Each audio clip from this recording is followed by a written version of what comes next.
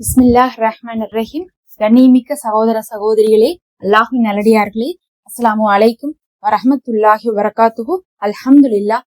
அல்லாஹும்ம ஸல்லி அலா முஹம்மதின் வஅலா அலி முஹம்மதின் வபாரிக் வஸல்லிம். இன்னைக்கு நம்ம பாத்தீங்கன்னா ரொம்பவே ஒரு சிறப்புக்குரிய ஒரு களிமாவை தான் பார்க்க போறோம். இப்போது நம்ம ஷாபானுடைய நடுப்பகுதியை அடைந்து விட்டோம். ஷாபானுடைய நடுப்பகுதி என்னவா இருக்கு? ஷாபான் 15 பராஅத் இரவாக இருக்குது. இந்த பராஅத் இரவுன்னு பாத்தீங்கன்னா ரொம்ப சிறப்புக்குரிய இரவாக கணக்கிடப்படுது. மெஹ்ராஜ் இரவு, பராஅத் இரவு, இந்த மாதிரியான இரவுகள் பாத்தீங்கன்னா நமக்கு ரொம்ப சிறப்பு ஒரு வருஷத்துல. அதே மாதிரி பகல்ல பார்த்தா அரஃபா, ஆசுரா, இது ரொம்ப சிறப்பு.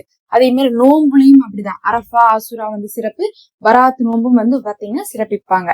இப்ப நிறைய பாத்தீங்கன்னா சிறப்புகளை கடந்த நாட்களை நம்ம இப்போது கடந்து போய் கொண்டிருக்கோம்.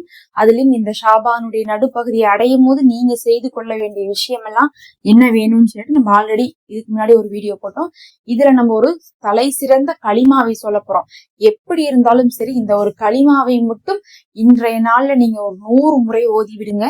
ஏன்னா எவ்வளவோ சிறப்புகள் இந்த நாளுக்கு இருக்கு. ஒண்ணு, இந்த நாள் பாவங்கள் எல்லாம் கழிக்கக்கூடிய நாள்னு சொல்லப்படுது. இரண்டாவது, இந்த நாள் அமல்களை உயர்த்தக்கூடிய நாள்னு சொல்லப்படுது. அமல்கள் உயர்த்தப்படும் போது என்ன ஆகும்? நம்மளுடைய கணக்குல நல்லது கெட்டது எல்லாமே அல்லாஹ் இடத்துல போகும். அப்ப அமல்கள் உயர்த்தக்கூடிய நாள்னு சொல்லப்படுது. மூணாவது, இந்த நாள் பார்த்தா விதியை தீர்மானிக்கப்படக்கூடிய நாள்னு சொல்லப்படுது. ஒரு வருஷத்துக்கு யார் பிறப்பா, இறப்பா, சாப்பிடுவா, தூங்குவா, என்னென்ன செய்யணும், எது கிடைக்கும், எது கிடைக்காது, எல்லாமே இதுலதான் கிடைக்கும்.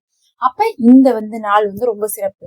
அதே மாதிரி இது நம்ம சொல்ற மாதிரி துவா ஏற்கப்படக்கூடிய நாளாகவும் இருக்கு. எல்லா சிறப்புகளையுமே கொண்ட இந்த நாள் நல்ல முறையில நாம செலுத்தணும்னா அமல்களை நம்ம ஏற்கனவே என்ன பண்ணணும், முடிவு பண்ணி வச்சுக்கணும். அப்பதான் அந்த அமல்களை செய்ய முடியும். என்ன செய்யறதுன்னு தெரியாம நம்ம இருக்கும்போது அந்த நாள் நம்மளை விட்டு வேகமா கடந்து போயிடும். ஷைத்தான் எப்போதுமே நம்மளை செய்ய வேணாம்னு சொல்ல மாட்டான். என்ன செய்யறதுன்னு தெரியலன்னு சொல்லியே என்ன பண்ணுவான், அப்புறம் செய்யலாம், இதை பார்க்கலாம், அதை பார்க்கலாம்னு சொல்லிட்டு திசையை திருப்பிடுவான். அப்ப இந்த களிமா மட்டும்தான் உங்களுக்கு எல்லாத்துக்கும் சிறப்பு. எந்த அளவுக்கு சிறப்புனா, அரஃபா நோம்புல பாத்தீங்கன்னா நபி ஸல்லல்லாஹு அலைஹி வஸல்லம் அவர்கள் இந்த களிமாவை ஓதுனாங்க. இன்னும் இந்த களிமாவை ஓதுனா போதும், எல்லா நபிமார்களும் இந்த களிமாவை ஓதி இருக்காங்க. ஒருவர் இதை ஓதுவதை விட சிறந்த நன்மையை செய்துவிட முடியாது அப்படின்னு இருக்காங்க. அப்ப சிறப்புக்குரிய நாள் வரும்போது இந்த களிமாவை ஓதுவது எல்லா முஃமினான முஸ்லிமானவர்கள் இன்னைக்கு செஞ்சிருப்பாங்கள நன்மை, காலையிலிருந்து எவ்வளவு செஞ்சிருந்தாலும் அந்த செஞ்ச நன்மைய நீங்க இந்த ஒரு களிமாலேயே மிஞ்சிடலாம். யோசிச்சு பாருங்க. ஒருத்தவங்க நோன்பு வச்சிருப்பாங்க, ஒருத்தவங்க சதக்கா கொடுத்திருப்பாங்க, ஒருத்தவங்க பாத்தீங்கன்னா திக்ரு ஓதிருப்பாங்க, துவா கேட்டிருப்பாங்க, என்ன வேணா செஞ்சிருப்பாங்க. உங்கள்கிட்ட அதெல்லாம் செய்ய முடியாம கூட இருந்திருக்கலாம். ஆனா இதை கொண்டே மிஞ்சிடலாம்னா அப்ப இது எந்த அளவுக்கு மத்த எல்லாத்தை விட பவர்ஃபுல்லான்னு பாத்துக்கோங்க. இன்னும் இந்த களிமாவை பத்தி சொல்லும் போது நபி ஸல்லல்லாஹு அலைஹி வஸல்லம் அவர்கள் எப்படி சொல்றாங்க, இதை ஓதுவது அடிமைகளை உரிமை விட்ட நன்மை உங்களுக்கு கிடைக்கும்னு சொல்லியிருக்காங்க. அடிமைனா யாரு?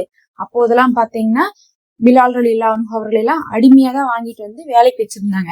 அவங்கள கூட உரிமை விட்ட நன்மை இதுல கிடைக்கும்னு சொல்லியிருக்காங்க. அந்த களிமாதான் லா இலாஹா இல்லல்லாஹு வஹ்தஹு லா ஷரீக லஹு லஹுல் முல்கு வ லஹுல் ஹம்து வஹுவ அலா குல்லி ஷைஇன் கதீர் அப்படின்னு சொல்லக்கூடிய இந்த களிமா.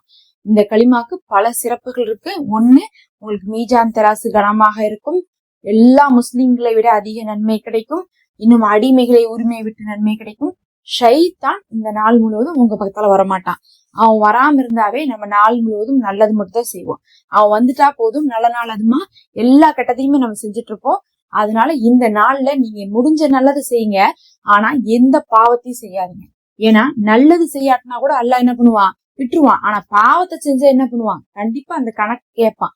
அதனால நீங்க செய்யாத நல்லதை குறித்து கூட உங்களுக்கு கேள்வி இருக்காது.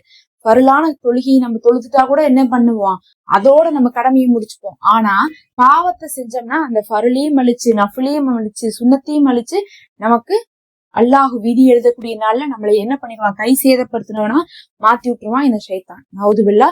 பாவம் செய்யாமல் தடுத்து கொள்ளுங்கள். அதிகமாக நல்ல அமல்கள் செய்யுங்க. இந்த களிமாவை 100 முறை ஓதுங்க. இதனுடைய அர்த்தம் உணர்ந்து ஓதுங்க. இதோடைய அர்த்தம் என்னது?